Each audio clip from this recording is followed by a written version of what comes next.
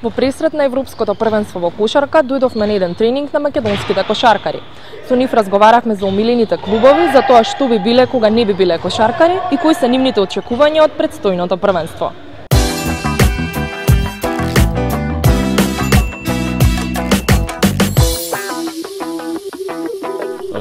Тим Данкан, дефинитивно, и Сан Антонио, тоа ми е омилена екипа, уште од кога почна да игра Тим Данкан за нив, од кога почнав јако дете да пратам NBA, и тоа е едноставно играч кој е по мене на индивидуално ниво и на интелектуално ниво за две класи изнад сите играчи на негова позиција во NBA, така да откако прв пат го гледав како игра, пробав мојата игра малце да прилагодам, да бар малце изгледа као Тим Данкан.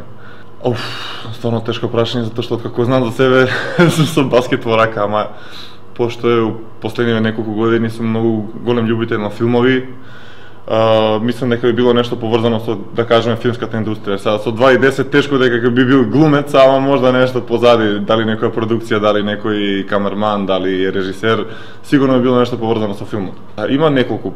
Би сакал да кажам дека сме ние најопасни, меѓутоа имаше екипи као Франција, као што е Грција, Србија, ја гледам дека на овие пријателски утакмици стварно квалитетно игра и брзо, така да мислам дека меѓу овие 4 екипи, каде што паѓаме и ние, ќе се бара златниот медал. Па четврто место е као стремеш као одлична перспектива, као некој најмалце што би задоволило некој успех. Бар да се повтори тоа четврто место, а нормално сите били презадоволни кога би направиле чекор понапред 2 или дури 3. Сега зависи, тука има нормално и среќа малце, али мислам дека квалитетот е дефинитивно на наша страна и дека нашите навијачи и ние самите со право очекуваме бар еден медал.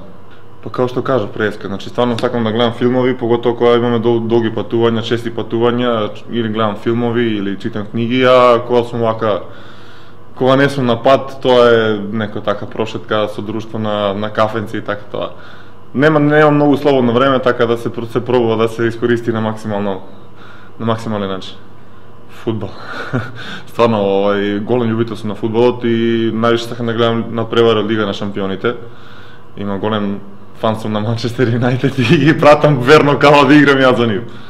Не би рекол дека е гено, откако памтам мајка ми прекина да игра кошарка, не се сеќавам, ама се сеќавам на почетоците кога бе уште со 2-3 години, татко ми кога ме водеше на негови тренинзи тука од страна, кога седиш гледаш и тука се заразив. Пред би рекол дека заради тоа, више него заради некој ген.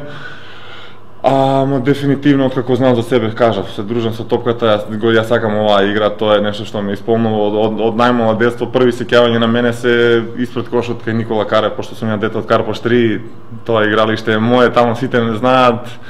Кога прво ми беше цел да фатам таблата, па да го фатам обрже, па да закуцам, па така, тука се тргна, тука се зарази. Тоа е титула, тоа е мотив, меѓутоа пред све поголем притисок, затоа што капитен не си само дел од екипата, него си еден лидер кој е тука да во тешки моменти на надпревари, надвор од надпреварите, надвор од тренизите, во контакти со управата, ако нешто им треба нормално на соиграчите, ако нешто треба да се побара, ако треба да се што вика таа рачка измеѓу играчите, стручниот штаб и сите останати. Тоа беше сега на кратко време, ама пак и на 2 дена пак е голема чест да бидеш капитене на ваква репрезентација како што сме ние. Значи потребно ти е кога се потиш, кога трчаш да ги замениш тие течности што ги губиш, ти помага при освежување на организмот, да останеш концентриран на тренинг. Горска, тајната на изворот.